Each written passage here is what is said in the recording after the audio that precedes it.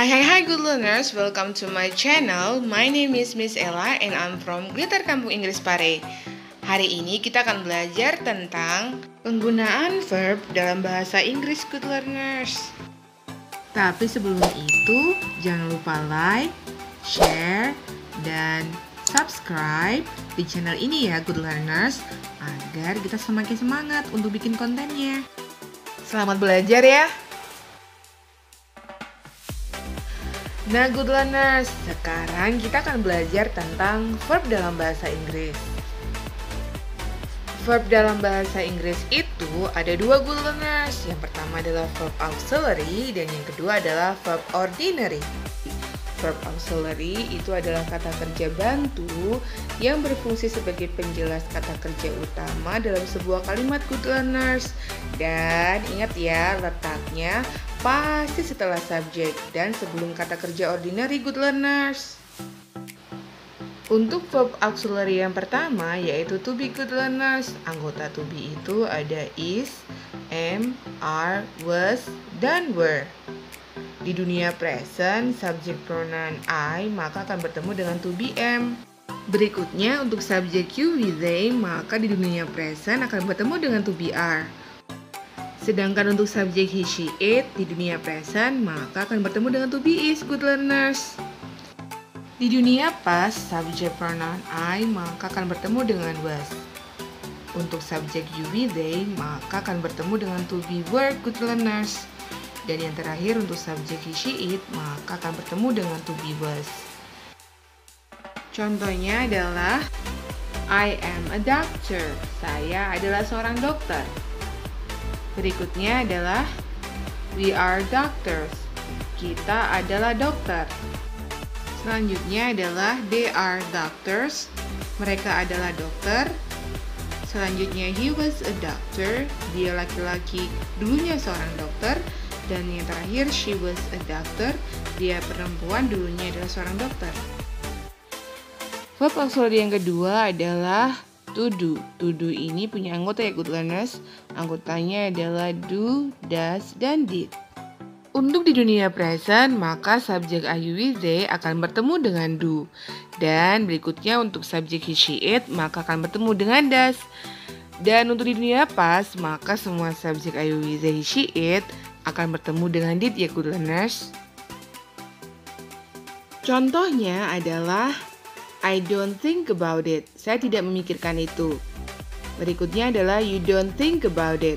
Kamu tidak memikirkan itu. Yang ketiga adalah we didn't think about it. Kita tidak memikirkan itu. Berikutnya adalah they didn't think about it. Mereka tidak memikirkan itu. Selanjutnya ada he doesn't think about it. Artinya dia laki-laki tidak memikirkan itu.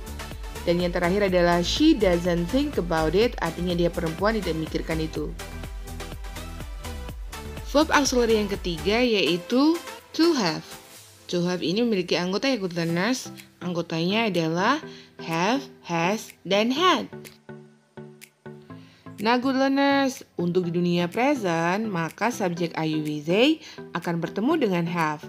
Dan untuk subjek he, she, it akan bertemu dengan has. Untuk di dunia past, maka semua subjek I, you, we, they, she, it akan bertemu dengan had. Contohnya adalah my sister has started a new job this week. Artinya saudara perempuan saya sudah memulai pekerjaan barunya minggu ini. Contoh yang kedua yaitu I have bought a new car. Artinya adalah saya telah membeli sebuah mobil baru. Contoh yang ketiga adalah she has already submitted her paper. Artinya adalah dia perempuan telah mengirimkan makalahnya. Contoh yang keempat adalah we have been to Singapore. Artinya kita telah ke Singapura. Berikutnya adalah Peter has gone to the bookstore. Artinya Peter telah pergi ke toko buku. Nah good learners, verbs auxiliary yang terakhir yaitu verbs auxiliary yang keempat yaitu modal. Modal memiliki banyak anggota ya good learners. Anggotanya adalah can, could, may, might, must, should, will, dan would. Nah good learners, untuk di dunia present, good learners akan bertemu dengan modal may, can, will, must, dan should.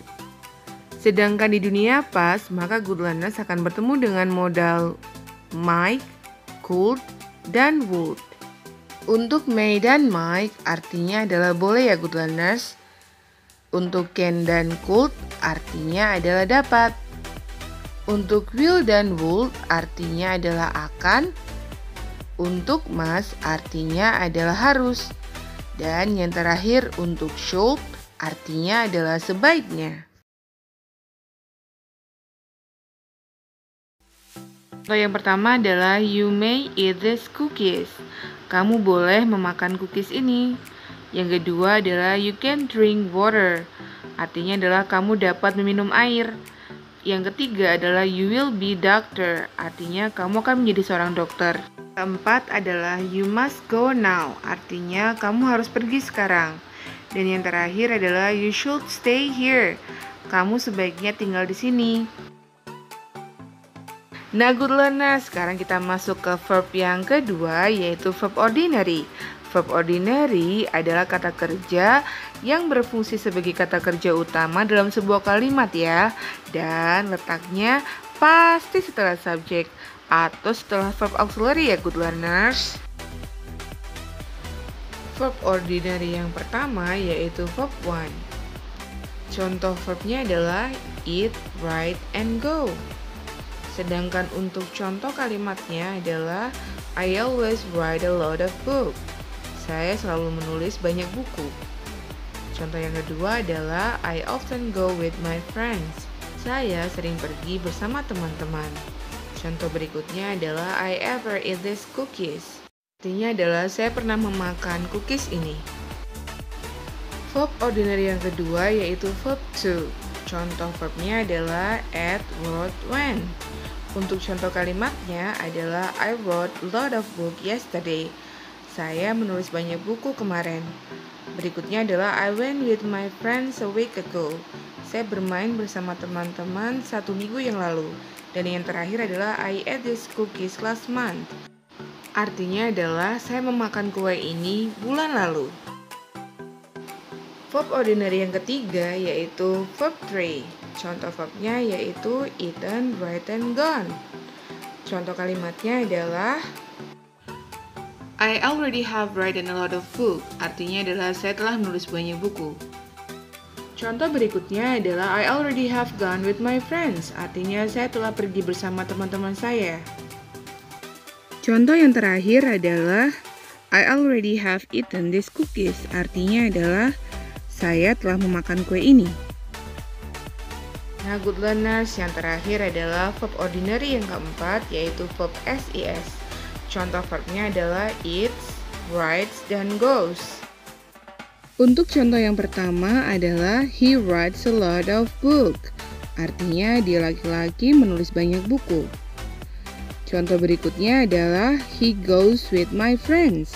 Artinya adalah dia laki-laki pergi bersama teman-temanku. Dan yang terakhir adalah he eats these cookies. Artinya dia laki-laki memakan kue ini. Nah, bagaimana good learners? Mudah bukan? Semoga bermanfaat ya.